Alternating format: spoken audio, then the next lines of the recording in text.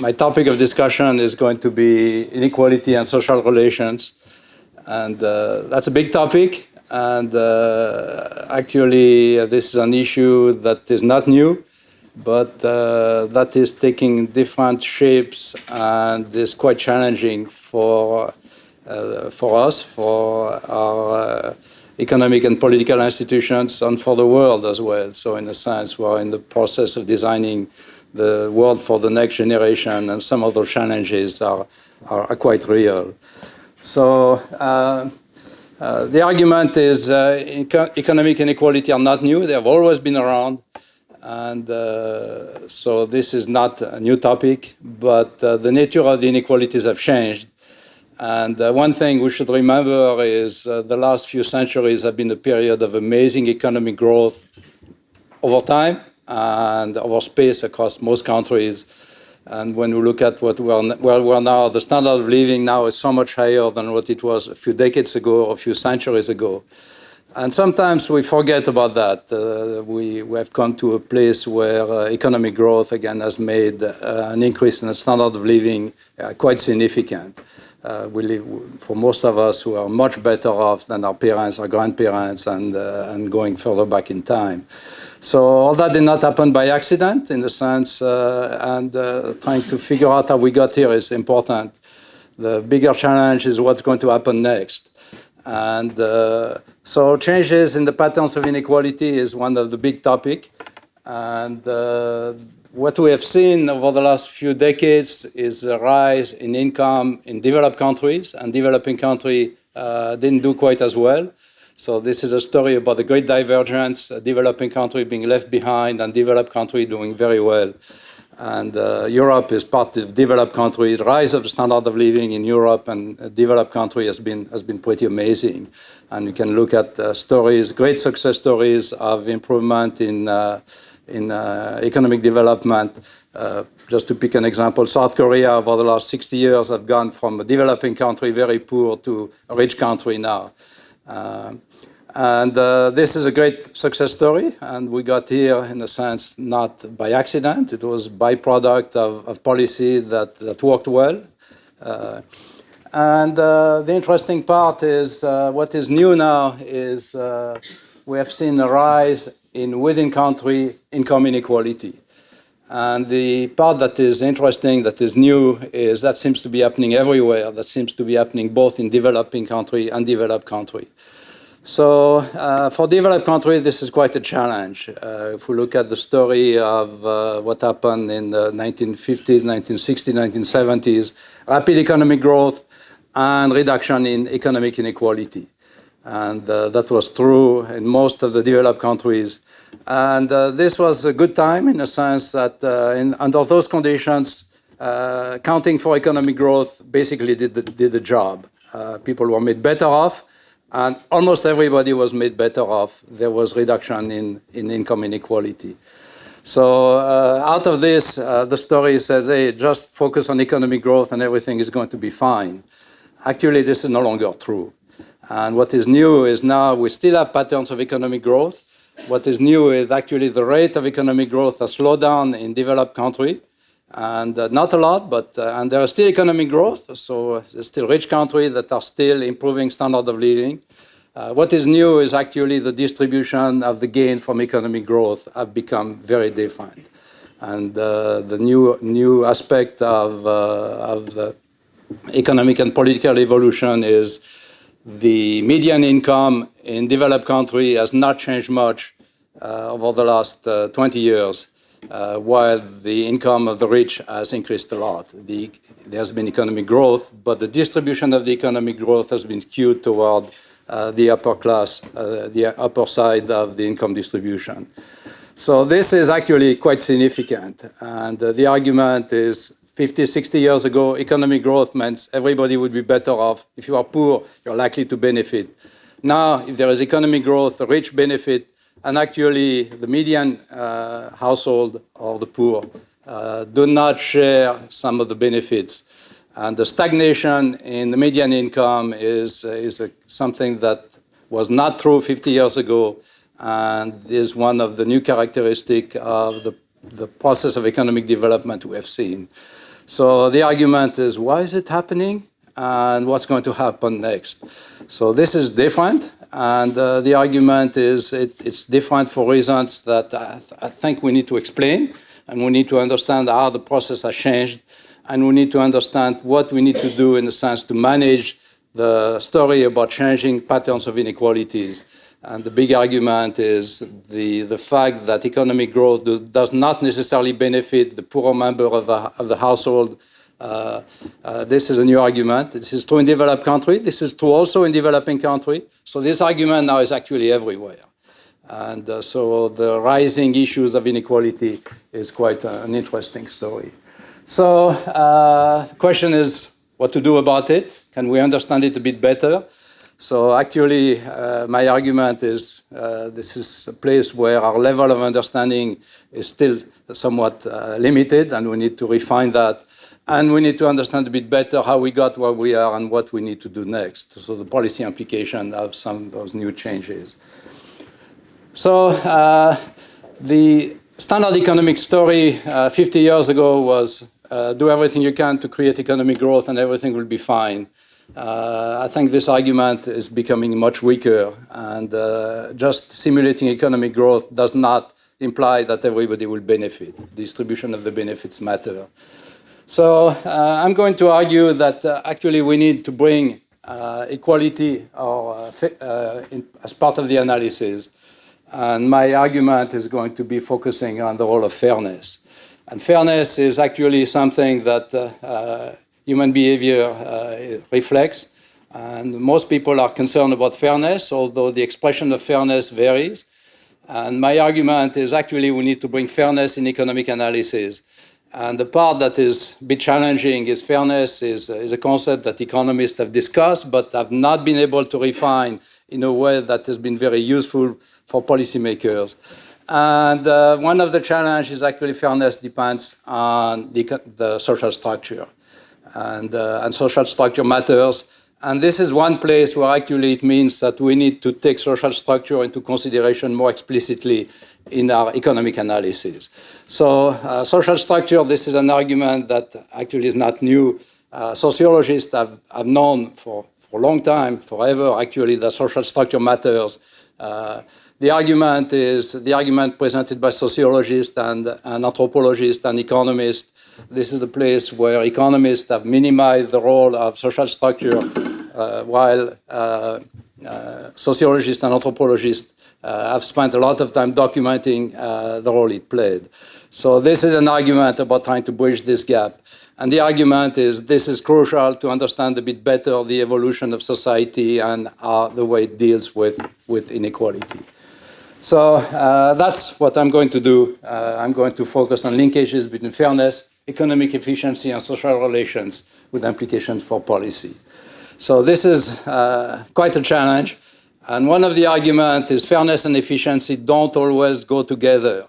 So for economists, this is very difficult. Economists believe in efficiency, and seeing that fairness and efficiency sometimes doesn't work well together is new. And I think we need to take those arguments more seriously.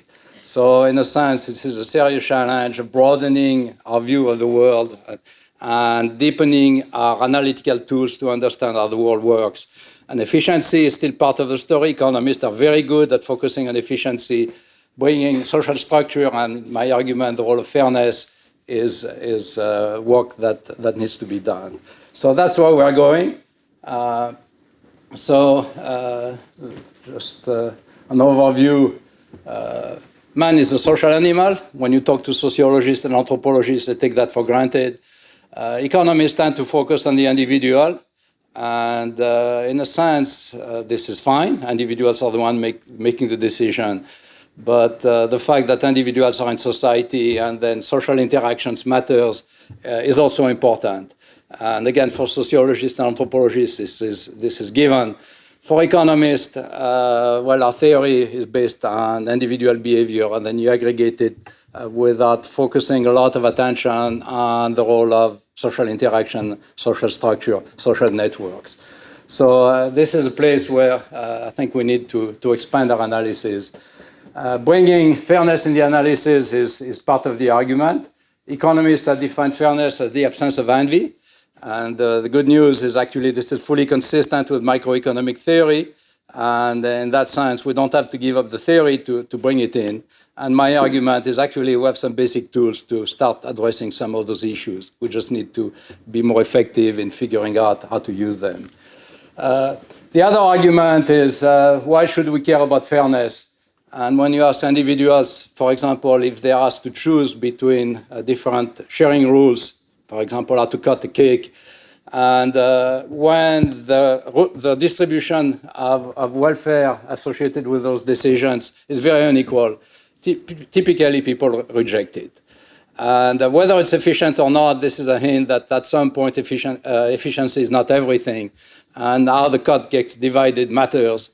And individuals feel strongly enough that they are sometimes willing to reject things that are efficient just because they are so unfair. The inequality is just so bad. So this is the argument, this is the evidence from experimental economics documenting that actually individuals behave in a social context and they evaluate their own situation compared to others. And the fairness criterion does that, and the absence of envy. So does it matter from an empirical viewpoint? The answer is yes, just observe behavior. And how individuals interact with each other, this says that it matters. The question is, how does it matter? And my argument is going to depend on the nature of the social relations and social structure. So social structure has to be an explicit part of the analysis. So that's where I'm going. So some puzzles. Puzzle number one, we're in a situation of globalization, and the world has moved toward the global markets. And by and large, it has been a period when globalization has come with significant economic growth almost everywhere in the world. So in that sense, that's a good aspect of globalization. And the question is, globalization has relied on markets, and markets can generate efficiency gains. This is an argument that economists make, and this argument is correct.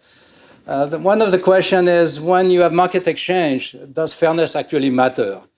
And the story is, well, not so much, actually. There can be efficiency gains when rich and poor individuals trade with each other.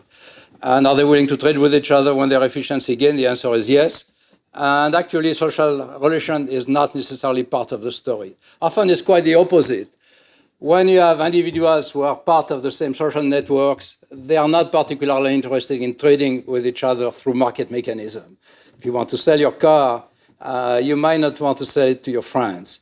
It's better to sell it to somebody else. And this is quite an interesting story of actually markets work when individuals trade with each other, but they don't necessarily need to know each other in a specific way. And fairness doesn't play a significant role in there. So this is the hint that actually market mechanism can play a role. And, but fairness and markets actually maybe don't go together very well. And this is one of the puzzles we are going to try to address. So the question is, does that mean that fairness does not matter in market economy? And the answer is no. And the reason it's no, it means that the fairness is typically not going to be addressed through market mechanism, but through non-market institutions. And this is the place where, in a sense, non-market institutions, that's going to be the role of policymakers to try to design schemes that might deal with possible inequality and fairness. So that's the challenge, how to analyze and manage fairness and inequality issues in market economies. And that's a significant policy issue now. And actually, policymakers have not thought a lot about that. And the rules of the game have changed a bit. And this is the part that is quite challenging to see some of the changes I talked about in the, earlier. So second puzzle is fairness seems to vary in different groups and different societies. And the argument is, well, this is a big world. There are lots of people, and we are in touch with a few, but not everyone. And it's very hard for some individuals to know what's happening in other parts of the world. So at some point, if you start worrying about fairness, again, it's only the fairness consideration is going to be a matter of social relations. It's going to depend on what you think other people are doing. You need to have information about those other people. So with globalization, actually, and it's becoming easier to find out what other people are doing. But the argument is fairness considerations are going to be conditional on the socioeconomic situation of individuals and on social structure. So social structure is something that's evolving, and I'm going to be talking about that. Lots of changes in social structure over time. One of them is changes in social structure at the more micro level, at the household. The structure of the household has been changing. And social structure has been changing at the more aggregate level. First, the rise of the state, that has been something happening over the last few centuries, and the rise of international institutions. So the story is the rise of Europe, putting together different European countries, and the rise of international institutions dealing with issues that might be related to things that go beyond what the state is doing.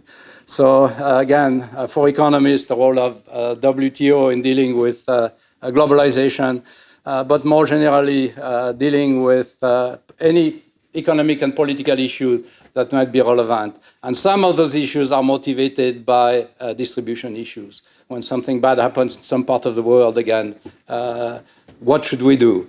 And it might not be here, but is there a responsibility to have transfer of income or help to individuals who have been adversely affected by shocks? And again, this is a political response to possibly disaster or economic crisis. So the argument is all that requires social structure. And in general, we can characterize that at different social networks. And social network can be very at the micro level, can be at the state level, can be at the international level. And at some point, the social networks are evolving, but these are the social networks that are going to be conditioning the policy decisions that are being made.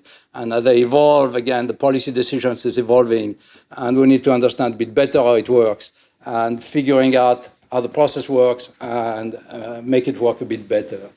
So the big challenge is how to analyze fairness under different social structure and the evolving of social structures. So quite of a challenge, but quite a relevant one as well. So start from what economists know, efficiency. Economists are very good at analyzing efficiency, and by and large, this is one thing they do very well. They like to find places where there is efficiency gains.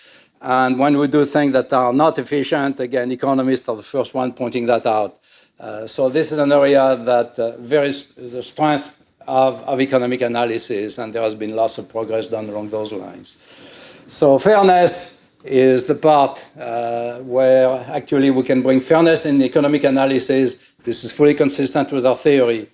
And defining fairness as the absence of envy is an argument that actually we don't have to give up argument about the characterization of efficiency. We need to expand it and complement our basic tools. So the way it can be done is simply to impose no envy constraints in economic and efficiency analysis. And so from a conceptual viewpoint, actually this is easy to do. And my argument is, well, I'm proposing we should be doing that and should take more seriously those kind of arguments. So this is a part where there is a need for refining our basic tools of analysis and put them in a broader context. The argument is actually fairness evaluation is going to depend on social structure. I think sociologists would believe that. Economists, not so much. That's a place where I think we need to dig in, and there is a lot to learn. So my argument is fairly simple. Fairness, in a sense, is going to be among individuals who know something about each other. And actually, how far they are apart from a social context is going to matter. And the social distance among individuals is going to be important. If there are some individuals who don't know anything about, and you're asking them whether they care about fairness, they have no basis to evaluate fairness. So this is the place where individuals who are very far apart and different social structure, different networks, for them, asking us to say, hey, fairness matters, I think this is not realistic. Realistic argument is the evaluation of fairness will depend on what individuals have. And when they are in closer social interactions, again, they'll be in a better position to address that. So the nature of social structure and social distance is an important part of the argument. So social distance can be small among individuals belonging to the same social network. That's a place where actually this is going to trigger a concern about distribution issues. And when you observe what's happening, actually, this is a scenario where you see redistribution of income or distribution of resources taking place. And that happens at all levels. It happens at the household level, so sometimes we take that for granted. There is extensive redistribution of income within the household. And this is one place where the household is working as an economic institution where distribution issues are very, very important. And actually, individuals are part of the same network, in that case, the family, and they act on it. But this applies at all levels you can think of. And the argument is those social networks apply, again, at the local level, at the regional level, the national level, the international level. But the extent of those social networks can vary. So the evolution of those social networks is part of the story. And when individuals are in different social networks, it means they don't have much of a chance to find out what others are doing. This is the place where evaluating social distance is going to be large. And the concern, the lack of information is going to trigger a situation where fairness is not going to be very important. Fairness can be relevant only when individuals have good information about how different they might be. So this is a big argument. We need to introduce social distance in fairness evaluation. And the argument that's going to depend on social structure. Fairness, bringing fairness and bringing inequality information in part of the analysis will depend on social structure. So this is a big challenge for us. Efficiency, fairness, and social structure needs to be analyzed in an integrated framework. The argument is this is quite of a challenge. We have lots of work to do. Integrating efficiency and fairness is possible. We can introduce no-envy constraints in efficiency analysis, and this is nice. The headache is actually there are situations where efficiency and fairness are not consistent with each other. And this bothers economists because if you start looking at those arguments, it means efficiency alone is not everything. And can it happen? The answer is yes, it can. So finding examples from standard economic model, Pasner and Schmeidler, is one of those examples. You can find examples where efficiency and fairness are not consistent with each other. So if you want to bring fairness in the analysis and you want to focus on efficiency, there's going to be an efficiency loss associated with bringing fairness into consideration. So the question is, do we have the tools to do it? The answer is, I think, yes, we do. Have we done a good job addressing those trade-offs? I think not. And this is one thing we need to do at some point. If efficiency and fairness are brought in the analysis, in the investigation of economic growth and the evolution of income distribution, that's one thing we need to do. So the argument is actually fairness is going to matter, but it's going to depend on social distance.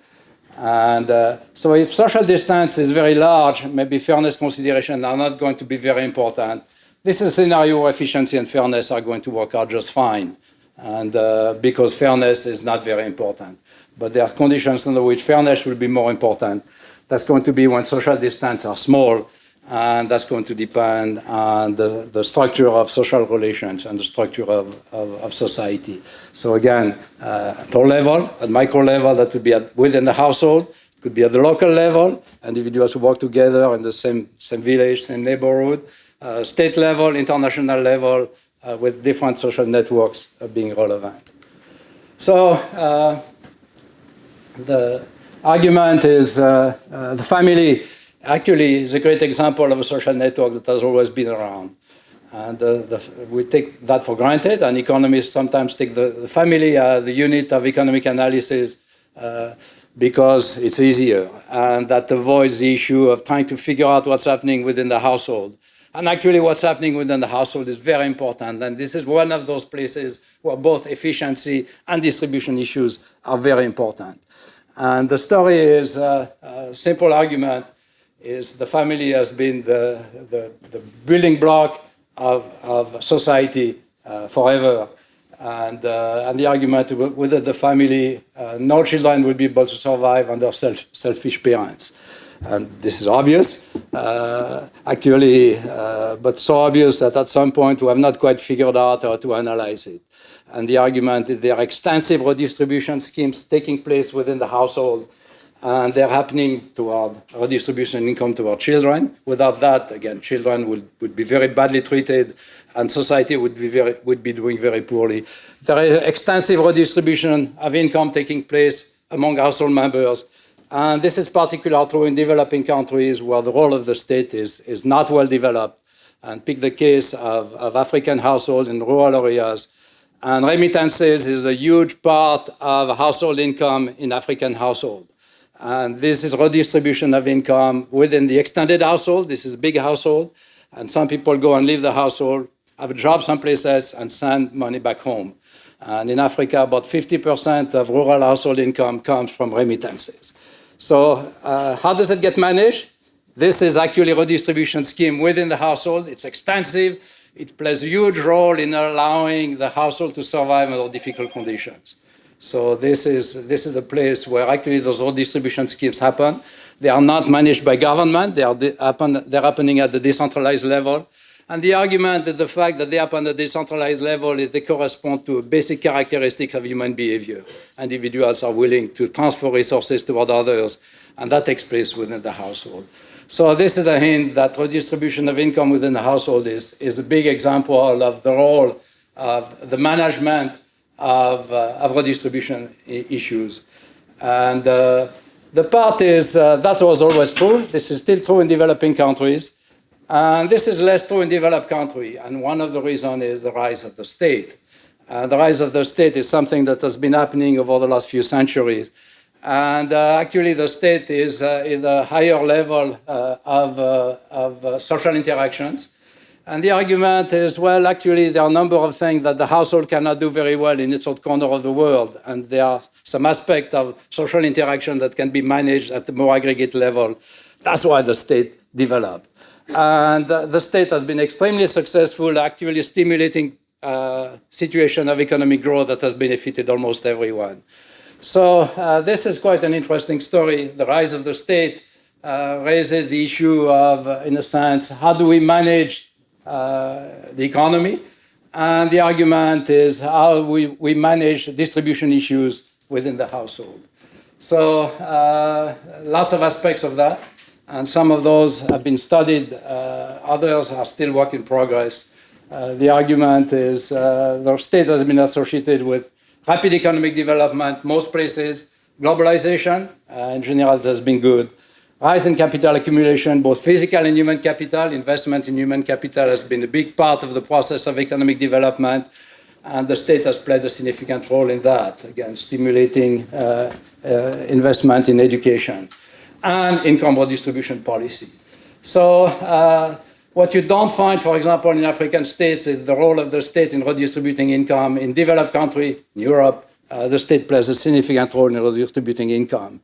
And this is a place where, again, the rise of the state has allowed the management of equity and redistribution issues an explicit part of the policy. So this is not new. That has been happening for quite a number of years. The question is actually the role of the state is changing, and the motivation for redistribution policy is changing. And the argument is that depends on actually how individuals are going to be perceiving others within the same network. And I think one of the big challenges of current policy is the assessment of the benefit of redistribution policy have changed. And so this is a place where we need to think about that a bit more. So big question, what's the role of the state in economic development and redistributing income? I think the role is pretty big, but it's a changing role as well. We need to understand that a bit better. And what can the state do to manage fairness in a global economy? This is the part that is also very new, and actually the states are having a difficult time figuring out how to manage fairness in a changing world. So this is part of the story of what we have seen in the last 20 years that we need to understand a bit better. So a big picture story on the process of economic development. Capital accumulation plays a significant role. Again, without capital accumulation, the level of economic development would be a lot less. It started with the Industrial Revolution, still going on. Industrial Revolution, that was a lot of investment in physical capital. Over the last centuries, I guess, the investment has switched from physical capital to human capital and the role of education. So this is one thing that's quite striking, is the level of education we have now is much, much better than what used to be. And we sometimes underestimate how important education is. And the argument is actually getting access to good education is a great way to stimulate economic growth. And one way to see that is to pick some individuals who are still you can find in remote places of the world, in some villages that are very isolated, give them an education. In no time at all, they can do things that would not have been possible otherwise. And we don't think about those things because most of us are educated, but the payoff from education has been quite large. So the argument is income inequality goes with economic growth. Not everybody necessarily benefits. And the argument is capital accumulation has been the big part of the story. Actually, this is an argument that became very popular in the 19th century. After the Industrial Revolution, capital accumulation was a big part of the process of economic growth, but the redistribution of those benefits was not very good. Actually, this is the argument that Karl Marx argued that, we need to worry about income distribution. He overstated his case, but he had a point that capital accumulation had some adverse impact on income inequality. And then the story is productivity growth is also a complicated process, and it comes from various sources, but income inequality can affect productivity growth. And so I go into a bit more detail on this. Capital accumulation is a complicated process. Economic inequality can affect capital accumulation. And the part is, depending on your political view, you can tell the story any way you want. There are some effects that can be positive when rich people invest more, then having more inequality can stimulate capital accumulation. And so this is an argument that's made from the political right. But the effect can be negative when poor people invest less. And this is the argument that's usually made from the political left. And actually there is some argument, both of them seem to be happening. How big are those effects? Actually, this is by and large an empirical issue, but there might be some interesting trade-offs. So, and income inequality, therefore, also can affect productivity growth. And the argument is income inequality have an impact on education and human capital. Then income inequality might mean less innovation and lower labor productivity. So less innovation, lower labor productivity, these are two driving forces of the process of economic growth and increasing income. So these are some of the possible adverse impacts of income inequality on economic growth. So these are just inequality and economic growth. The same argument can be made about social relations. And social relations can matter. And the same argument, there can be some positive impact and negative impact. So this is the place where we don't get clear guidance in terms of what can happen. The effects can be positive when cooperation can stimulate investment. And this is clearly the case. They can be negative when conflict can reduce physical and human capital. So if you want to see some of those negative impacts, just go to countries where conflicts are happening. Pick the case of Central African Republic. Central African Republic is a place where conflicts are extensive, and actually investment in physical and human capital basically plummeted to zero. And of course, Central African Republic now is one of the poorest countries in the world. So this is the place where this could really be very bad. But the issue is, well, there could be some trade-offs between positive impact and negative impact. So that's also an empirical issue. And so this is capital accumulation. Productivity growth, the same argument, social relations matter.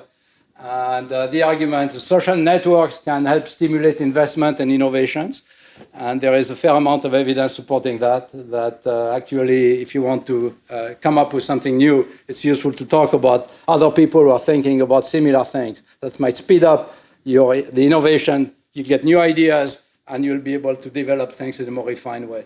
You can look at innovation processes, almost any kind of innovation process, and you'll find that social relations, social network played some role. So there is a lot of social learning that takes place. And sometimes we take it for granted that actually the social learning is an important part of the process of improving productivity and productivity growth. So there's been there's been growing amount of work on some of those issues. I've done some of that. The social context can stimulate technology adoption over time, technology transfer across space. Both of those have been very important. And innovation and productivity growth and social learning have gone together very, very nicely. So this is a place where social context matters, and documenting that is kind of nice. And so social relations are important, and they relate to productivity growth, capital accumulation. But again, inequity, income inequality matters as well.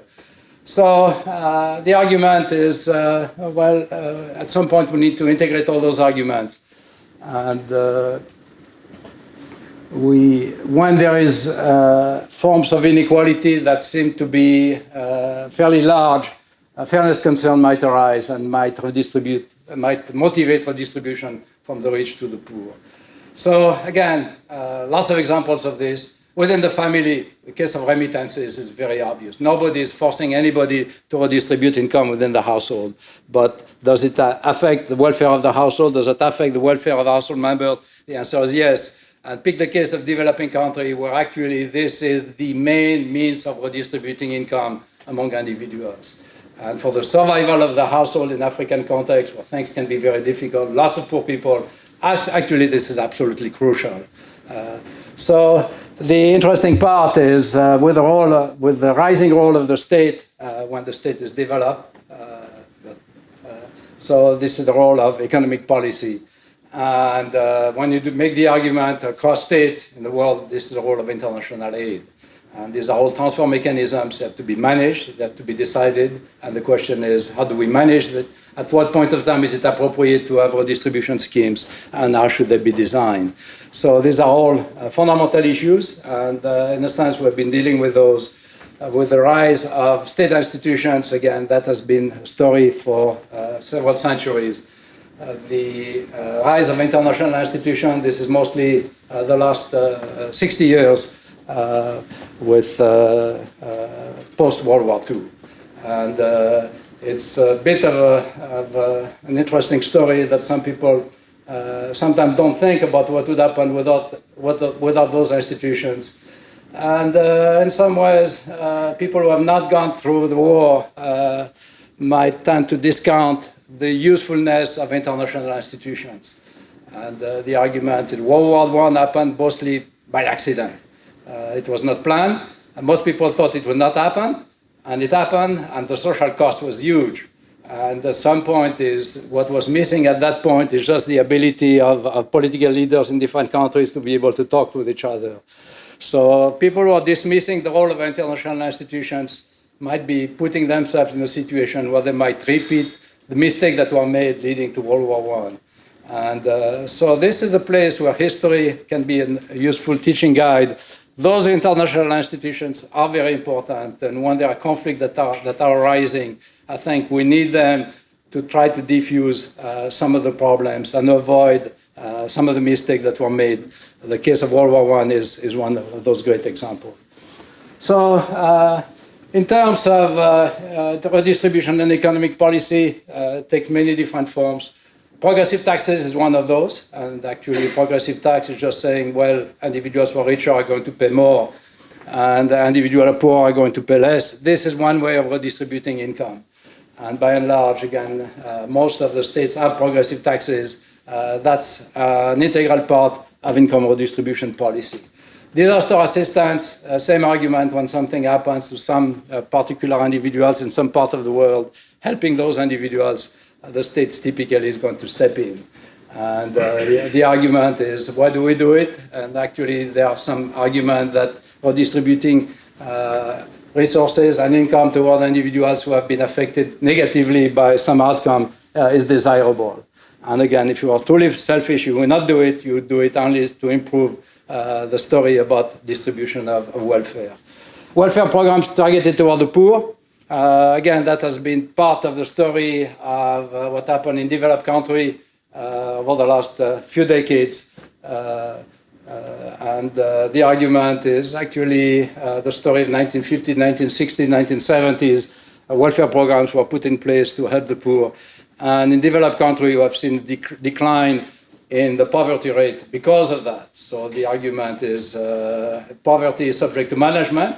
In the past, we're quite eager to manage it. I think the political support for some of those redistribution schemes have become weaker. And there's some argument where redistributing income from the rich to the poor is subject to political debate. And I think the argument used to be stronger. It's not quite as strong. And one of the questions is why not? So think about that. So market economy made the argument that market exchange are not really motivated by fairness considerations. So at some point, again, the markets can do great things. But it doesn't mean that fairness doesn't matter. Fairness is going to be managed through non-market institutions. And that's the area of how individuals are going to be designing contract or at the state level, economic policy. So this is an area where I think we need to dig in. If we are in a market economy, individual income typically is going to be determined by market. So labor market is going to be active and providing some efficient redistribution of labor depending on the time and the place where it's needed. But fairness consideration might be important as well. And redistributing purchasing power. So this is a story of developed country. Tax policy is part of that. In the US, there are food stamps programs that are targeted toward the poor and subsidize food. So food subsidies, this is actually changing the price structure. This is not just relying on the market.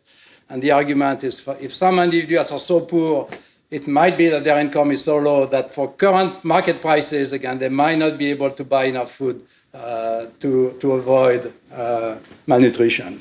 So the food stamp program is one of those programs. It involves affecting the pricing, and it involves some targeting. So the targeting is, in this case, only individuals who are poor are eligible for the programs. And poverty is defined according to poverty line. So the issue is how do we design the poverty line? And again, there are different ways of doing it. The US has an absolute poverty line. Europe has a relative poverty line. They're not the same. They'll give different outcome. And one of the challenges, one is it that one approach might be better than the others? Good question to ask. But when you design those redistribution schemes, you need to figure out what is going to be the rule of redistribution schemes. What is the targeting? What is the pricing scheme? And pricing scheme being affecting prices, this is a form of nonlinear pricing. And again, another form of nonlinear pricing is tax policy. Not everybody pays the same tax rate. So this is quite of a challenge for economists. Economists like to talk about prices being under a perfect market. There is one price, and that's a market clearing price. This no longer works in that particular context. So this is quite a significant challenge for economic analysis. Nonlinear pricing and targeting becomes an important part of the story. We have made a bit of progress along those lines, but more work to do. So the inequality and fairness in global society. So globalization is one thing that has been happening. By and large, it has been good. It has been associated with lower information cost and lower transportation cost. And one of the implications of low information cost is actually it's much easier for us to know what other people in the world are doing.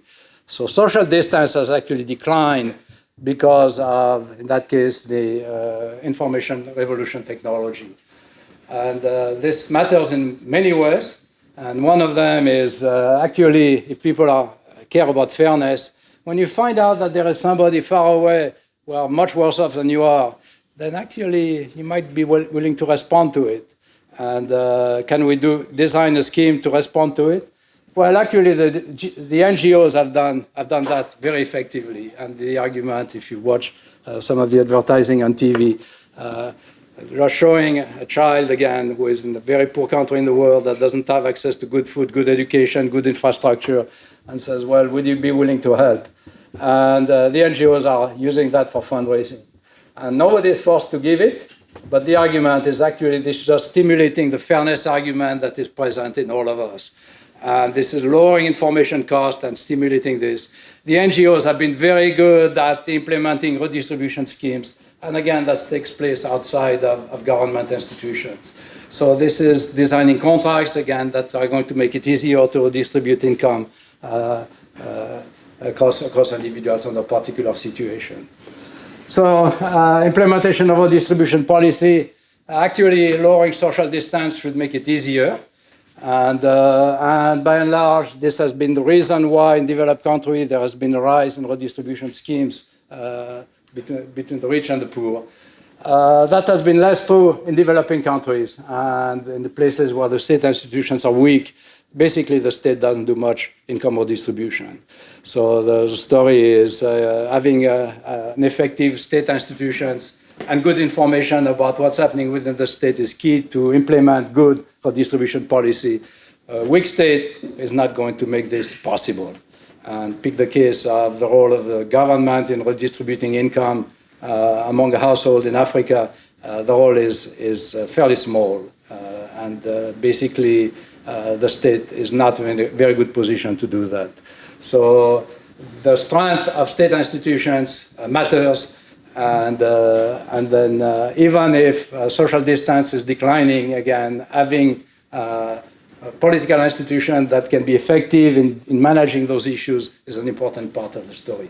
That's non-market institutions. So this is a place where actually getting information is becoming easier. And actually, there's possibly an argument that it's becoming so easy that it's becoming problematic. And this is my argument that social networks work in complicated ways. And now you can get a lot of information about lots of things, lots of different places. The information you get might be a byproduct of the social networks. The internet is one of those places. And the information is cheap. You can get it. The question is now you can get any kind of information. How do you know the information you get is any good? And our problem is actually we're facing a situation of information overload. There is a lot of information. We used to be stuck a long time ago in our own village, and we knew what was happening in the village, and getting that information was not too hard. Now we are facing a situation, there are lots of things happening in different parts of the world. Lots of information is being provided. And how do we know that the information is useful? And this is a place where actually this has become a bit of the problem. Social media can present information. And instead of presenting information about helping understanding how other people are behaving or their welfare level, presenting the story of us versus them. And actually, this is one of the new things that has been happening is social media has been affecting the information that's available to individuals. So when you start presenting information of us versus them, then actually them is a different group, and us, you're willing to do something for us, not for them. This is a scenario where the incentive to redistribute across groups will deteriorate. And actually, this is one of the reasons why we see a decline in the political support for redistribution schemes, us versus them, and redistributing things that crosses the line between us and them. This argument just disappeared. So it shows up in lots of places. It shows up in immigration policy all around the world, and it shows up in the political support for redistribution schemes. Again, the question is redistribution from whom to whom, and us versus them is an argument against basically stimulating welfare concern, undermining the political support for redistribution schemes. And one of the challenges is actually this is happening, and this is a challenge for current political institutions to figure out how to deal with that. So this is a place where democracy works in strange ways sometimes, and we have to figure out how to make adjustment to the fact that the quality of information that's provided by social media is not always great. But does it matter? The answer is yes, it does. And what we see happening is a byproduct of some of those effects. So this is a story where some of those can contribute to reduction in the role of fairness in policy making, and the story of reduction in support for some of the welfare programs. This is happening actually in many different parts of the world. It's happening in the US, it's happening in Europe. The US, this is happening a bit faster in the US than in Europe, but this is one thing that's happening. And with that, you have a general shift from the center or the left of the political spectrum to the right, where the support for income redistribution schemes is weaker. So this is byproduct of some of those evolutions we're seeing. And the argument, it's all happening for a good reason. We need to understand that a bit better. And the story of the role of social organization and how information is being processed is at the center of those arguments. So interactions between social relations and economics is one thing we need to evaluate. So lots of work for us to do. So efficiency is still important. We don't want to give up on it, but we need to worry about distribution issues, and fairness consideration can be brought in the analysis. I think man is fundamentally a social animal, and again, so the motivation for fairness are always there. But how they get activated is a little bit complicated, and this is the place where I think we need to deepen our understanding of some of those interactions. So social relations matter. The linkage between economic efficiency and distribution issues are important. The changes over time and across countries, depending on where you look, depending on when you look, it looks a bit different. So we need to adjust to the particular situation we're looking at. And of course, what's happening to redistribution policy. And the argument is, well, the political motivations are changing. So lots of things. How do we define poor versus rich? Definition of the poverty line is an important part of the story. And so we can think about that. The story of what's happening within country versus across country inequality is a big issue. And this is the place where I think this is the place where seeing some argument against the support of international institutions is a bit worrisome. And this is the place where there is only one earth for all of us. And at some point, we need to figure out how we're going to be dealing with a possible disagreement we have. And we need to talk to each other. We need the international institutions to make sure that it happens. So this is an evolution that's a little bit worrisome. The role of information in fairness perception, I think this is important. It is changing. And it can change in a positive way. Again, the role of NGO in stimulating transfers toward poor children in developing countries. This is happening, and this is good. The argument that actually the social media might be polarizing the debate in a way that's not very helpful. This is something that's worth worrying about. The quality of information that's provided sometimes very poor. And individuals really have a difficult time figuring out what is right or what is not. And then if what they believe, they think is what's happening, then actually they might act on things that are not related to what's happening in the real world. That could be quite dangerous. So, and the big issue is the effectiveness of state institutions in dealing with inequality issues. This is work in progress. This is an area where I think the role of the state has been very positive. It has helped support basically economic development policies that was very successful almost everywhere in the world. So the question is, what is the role of state institutions? And that's something that's evolving as well. And this is evolving with the evolution of structure of societies. And inequality issues are right in the middle of it. So this is the part where inequality issues used to be a side deal in the context of the process of economic growth. I think now this is no longer the case, and we need to take those arguments more seriously. So these are some of the overview of some of the challenges we are facing. We have lots of work to do. Thank you. Thank you.